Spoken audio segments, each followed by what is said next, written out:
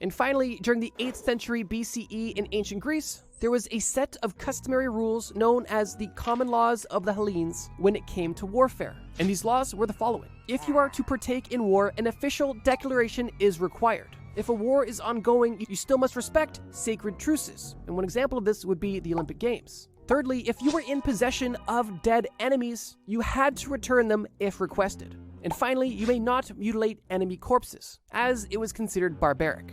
Now, a couple of notes about these Greek rules specifically. For starters, these were not necessarily written, followed rules. These were actually unwritten customs that were, well, customary and agreed upon across different Greek city-states. And it's important to note that these rules specifically applied to inter-Greek conflicts, with the sole goal of limiting brutality when it comes to Greek-on-Greek violence and warfare. With that being said, that means that these rules did not apply to non-Greek barbarians. Meaning that if you were a Greek soldier fighting a non-Greek soldier, all of these rules were out of the window.